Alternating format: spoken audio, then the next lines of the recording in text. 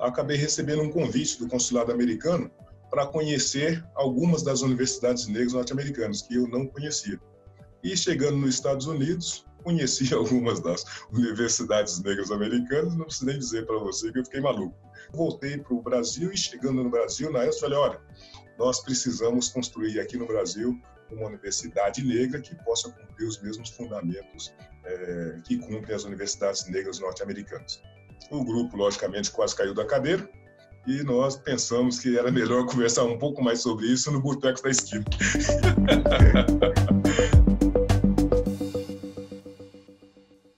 Olá, estou hoje com um visitante ilustre, um convidado muito especial, é o professor José Vicente.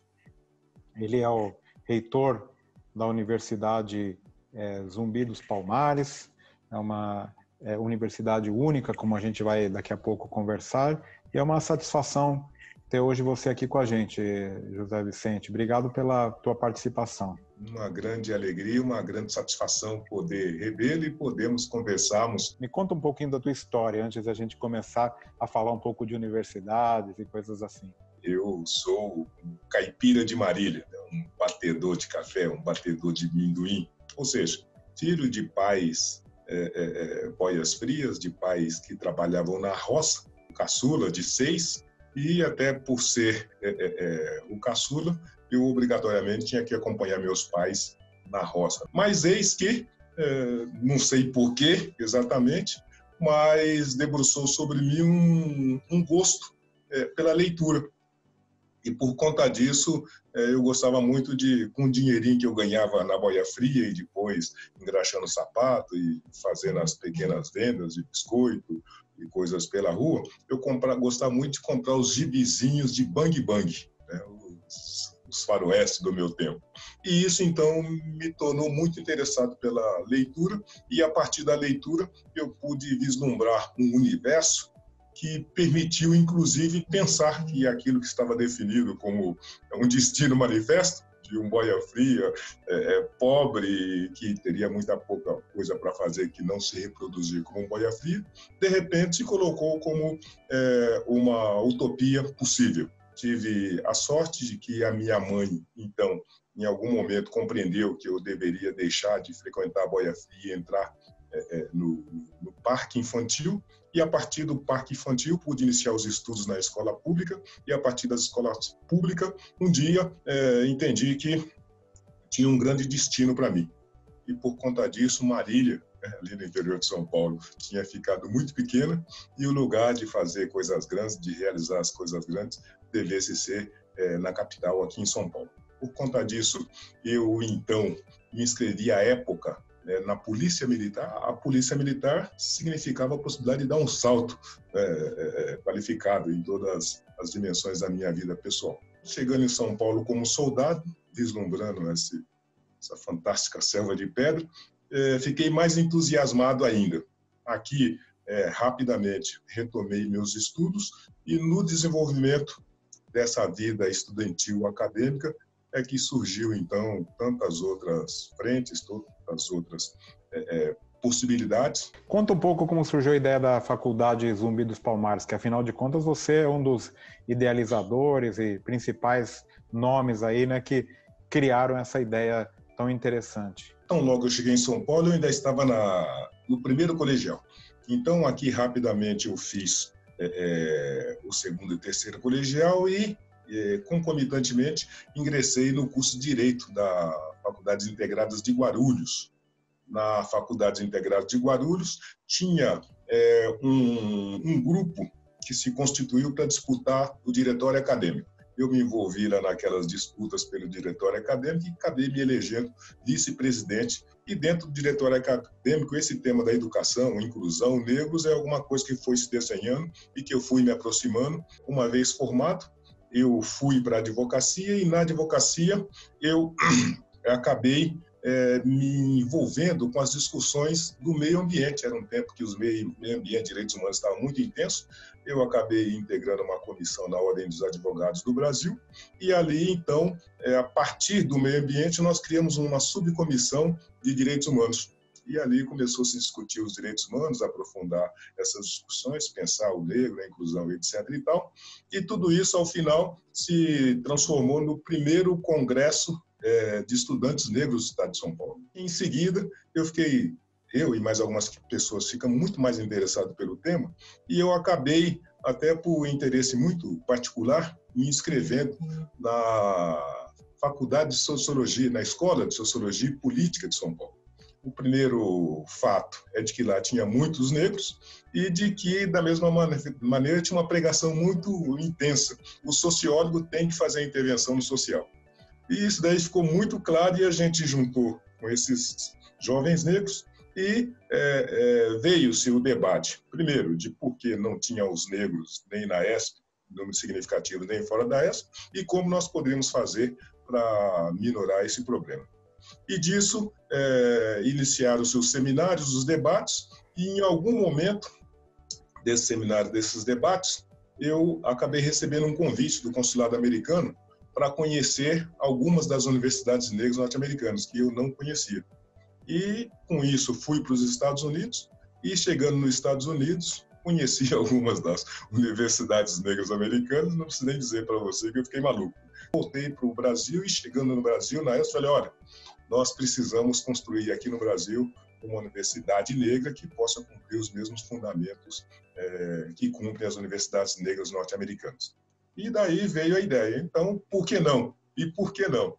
E desse por que não, a gente, de uma forma, logicamente, muito romântica, artesanal e irresponsável, né, colocamos de pé o projeto de construir a primeira universidade negra brasileira, que a partir de 1999 começou os debates, as discussões, a estruturação do projeto, e no dia 20 de novembro de 2003 estava, então, aberto o vestibular do primeiro curso de administração de negócio da Universidade Zumbi dos Palmares.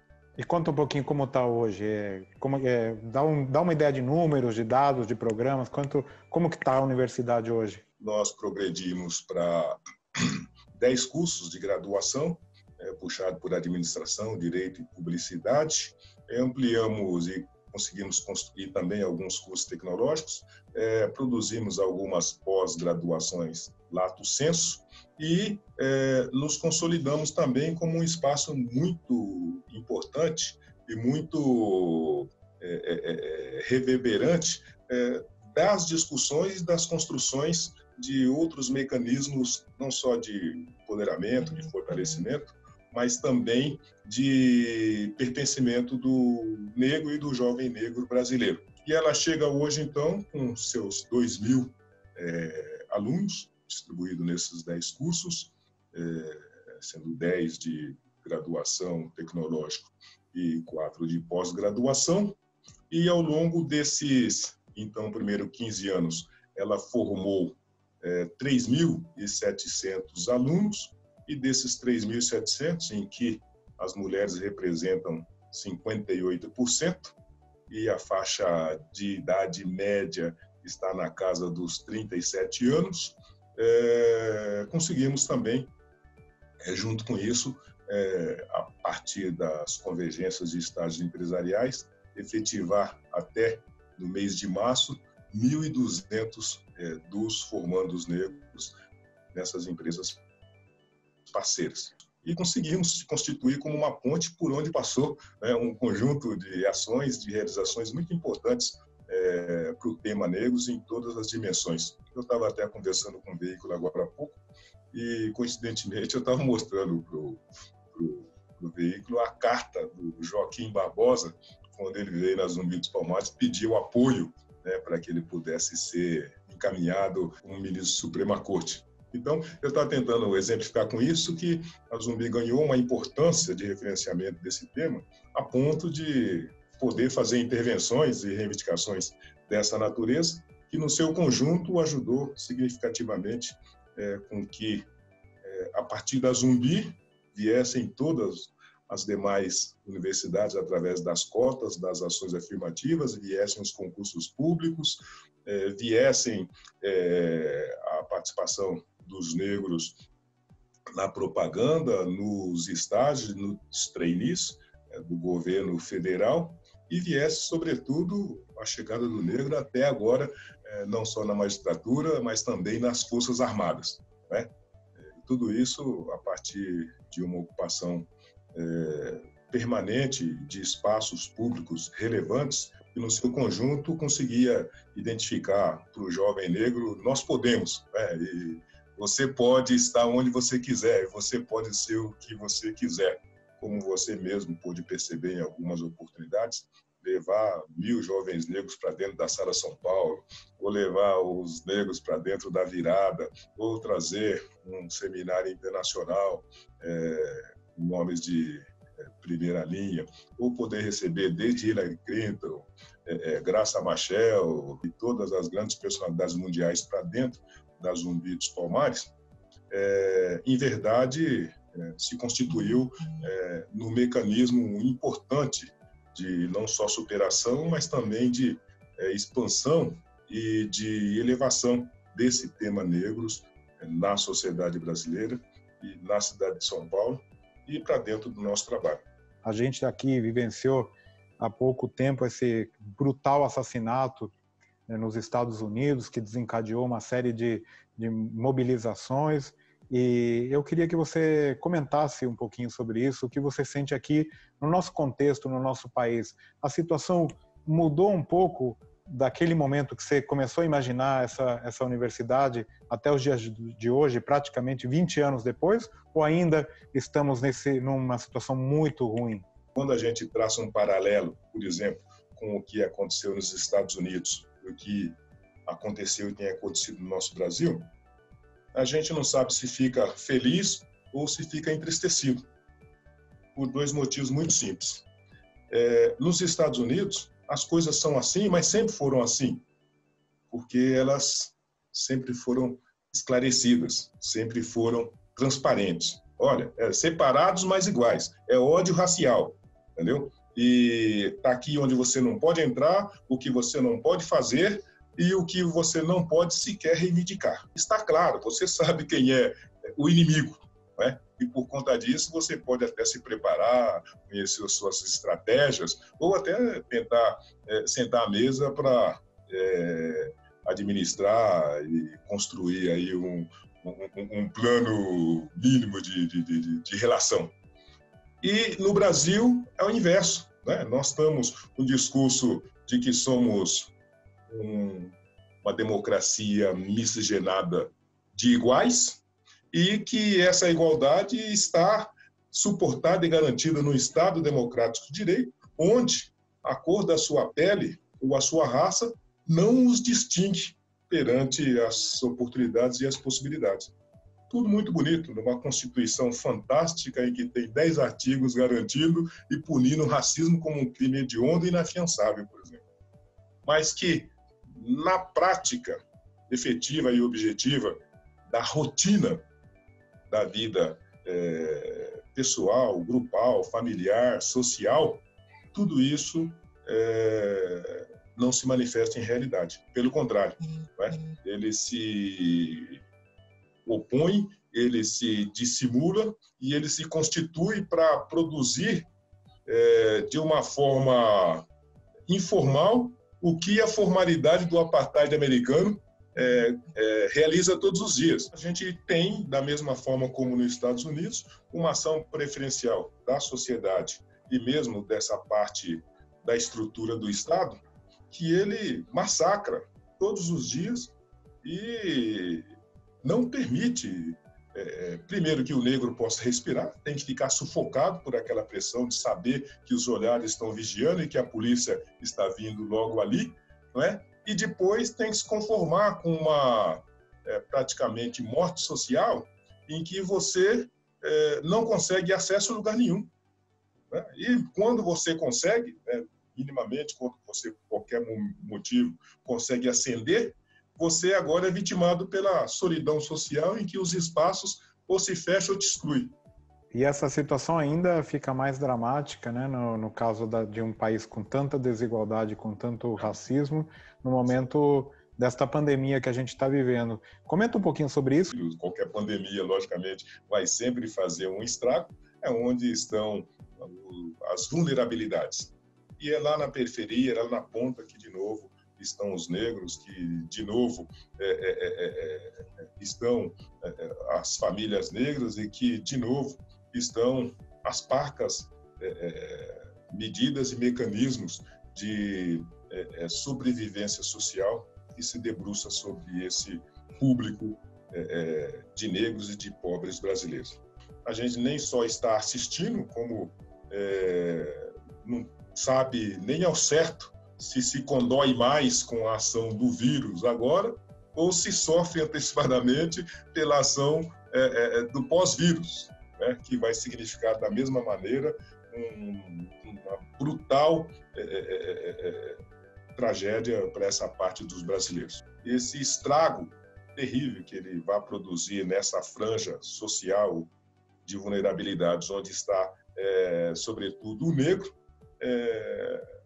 permita, de alguma maneira, que possa se recomeçar.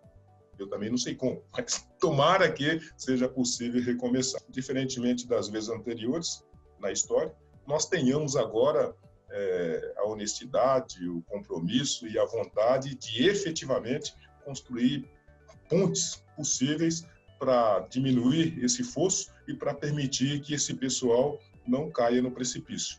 Agora eu vou passar para uma fase aqui da nossa conversa, que é, primeiro, pedir para você me mandar uma foto, uma coisa, uma lembrança dos velhos tempos aí passados. Queria que você comentasse. Velhos carnavais.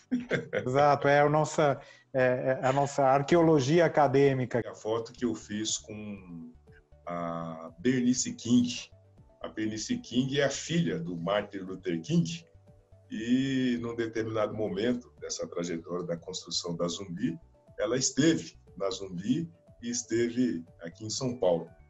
Então, na conversa que estava sendo entabulada, de repente ela pegou um broche da Fundação Martin Luther King e colocou na lapela do meu paletó. E eu, então, querendo acompanhar aquele gesto, acabei puxando o olhar para a lapela do paletó e isso, enfim, configurou uma foto histórica. Bom, e agora a gente vai fazer um breve ping-pong. Na verdade, a gente para você lembrar algumas coisas, te pegar de surpresa aqui, né? Queria que você me comentasse aí a tua melhor lembrança dos tempos de graduação. Ah, rapaz, o boteco. Com bastante certeza. Com bastante certeza. Eu sempre gostei muito de samba, gostei muito de bar, gostei muito de música. Eu gosto de cantar, etc. e tal. E foi seguramente nos bares, principalmente da Escola de Sociologia e Política, né, que aconteceram as melhores coisas da minha vida, as namoradas, os encontros, os desencontros, os acertos, os desacertos, enfim. E as grandes ideias, as grandes discussões se deram no bar, né, ali da Escola de Sociologia e Política. E agora o outro lado, o pior momento. O meu doutorado eu fiz na Metodista de Piracicaba. E a Metodista de Piracicaba, a cidade de Piracicaba, além de ficar um pouquinho distante de São Paulo, tinha 2 dias que eu tinha que permanecer e dormir em Piracicaba. E era um momento muito intenso, um momento muito conturbado da vida das Zumbis dos Palmares, especialmente. E eu chegava para o doutorado de manhã, eu não conseguia assistir a aula, que eu tinha que toda hora sair para atender os telefonemas e tentar resolver todos os problemas que estavam se dando em São Paulo. E quando eu chegava à noite, que era o local, o momento de ir para o alojamento e tentar, então, descansar um pouco, era o momento que a família, com todas as problemáticas, dificuldades, entrava na linha para exigir soluções. Eu pensei seriamente em deixar o doutorado de lado. E isso se conformou, se consolidou. Um dia eu estava decidido a fazê-lo. Mas aí eu fui conversar com o professor Almir de Souza Maia, que à época era o reitor Metodista de Piracicaba, disse para ele, e ele, então, naquele dia, me encorajou de uma maneira extraordinária. Ele disse para mim assim, olha, tem alguma coisa que ninguém jamais vai tirar de você. Só tem uma coisa que ninguém vai poder tirar de você, é o conhecimento. E mais do que o conhecimento, para você, nesse momento e para a Zumbi dos Palmares, é indispensável que você termine esse doutorado, porque ele vai fazer a diferença para a sua instituição, para você e para a sua vida. E aí eu voltei para São Paulo, pensando, no outro dia voltei para o curso, fui ali no Rio Piracicaba, ali comer um peixe junto com os amigos do doutorado, olhei para aquela cena, olhei para todos eles entusiasmados, né? Todos eles ali avivados pelo doutorado que já estava finalizando, e naquele dia eu falei, ó, seja o que acontecer, entendeu? Eu não vou deixar o doutorado de lado. Muito bem, e eu agora quero que você diga a primeira pessoa que te vem à mente, um intelectual brasileiro. Milton Santos. Pessoa fantástica, eu tive a honra não só de conhecer, como de sorver, né, parte do seu conhecimento, interagir, ter tido muitos ensinamentos dele. Eu me lembro de uma frase que ele dizia para mim, até das vezes que eu ia conversar com ele, e reclamar ou ponderar sobre discriminação, racismo. Zé Vicente, deixa de besteira. O problema do negro não é o racismo nem a discriminação. O problema do negro é o telefone. O dia que ele tiver um telefone que possa ligar, né, para a sua rede de contatos, o problema dele está resolvido, porque nós somos um país patrimonialista e clientelista, e aqui as coisas funcionam na base do telefone. Então, esqueça a discriminação, esqueça racismo e tente arrumar um telefone. E agora uma aula inesquecível. E fui assistir uma aula de ouvinte do professor Capinga Lemunan. Então, fui lá no Departamento de África da Universidade de São Paulo. Depois daquele dia, além de ficar maravilhado, me apaixonei ainda mais por ele, pelo tema negros, pelos direitos humanos, pela luta de resistência, pela vida, pelo planeta, enfim. Eu, sinceramente, acho que aquela aula, dentre tantas outras coisas, além de iluminar, de resplandecer uma série de sentimentos e pensamentos, ela foi um divisor de águas. Você que visitou já tantas universidades, um campus dos sonhos que você gostaria de algum dia fazer um sabático, estudar mais um pouco, passar um tempo? Fala para mim, um campo dos sonhos pode ser no Brasil, no mundo. Eu tive a oportunidade de conhecer, dentre as universidades, a Universidade de Salamanca. Nós estivemos juntos, né? Na Universidade de Salamanca, estivemos juntos na Universidade de Salamanca, e fiquei simplesmente maravilhado, né? Uma universidade de 600 anos, enfim, com toda aquela carga histórica, eu fiquei maravilhado. E a segunda foi a Universidade da Flórida, IM, a Universidade Mecânica e Agrícola da Flórida. A Universidade Mecânica e Agrícola da Flórida tem uma história muito bonita, é muito tocante, porque é uma universidade negra e, na época, então, a sociedade se reuniu e, atendendo uma reivindicação dos negros, decidiram, então, doar um terreno para eles construírem a universidade. Mas, dentre todos os terrenos que tinha na cidade, deram um terreno montanhoso que era tomado por cobras cascavéis. E eles ficaram muito pé da vida, logicamente, e pensaram em desistir, não só de receber o terreno, como de construir a universidade. Mas os pastores da época dizem que aquilo era uma aprovação divina, e se as cascavéis lá estavam, eles pisariam nas cabeças delas, e se o terreno era montanhoso, ele aplanaria um monte, né, para construir a universidade. Então, foi muito bonito que, ao final, a história diz que muitos deles morreram picados pelas cobras, mas depois construíram uma grande universidade, e um dia que eu fui, uma das vezes que eu fui na Universidade da Flórida, dei sorte que iria ter um jogo com o time de futebol americano da Universidade da Flórida. E foi uma cena fabulosa, porque quando o campo de futebol todo tomado, com 30 mil alunos negros, e quando o time da Flórida entrou no campo, todos eles levantavam-se e faziam o Silvio da Cascavel, e o cumprimento dele era, olha, era um negócio contagiante, e eu fiquei embevecido de saber como que uma trajetória histórica estava tão internalizada nas pessoas. Muito bom. E aí, agora, para finalizar o ping-pong, quero saber alguma habilidade tua que não está no seu currículo. Você sabe, que você habilidade não conta para ninguém. Habilidade não, mas talvez um gosto, né? Eu gosto muito de karaokê, e isso eu não escrevi para ninguém porque, apesar de gostar, eu tenho convicção de que não sou das melhores vozes.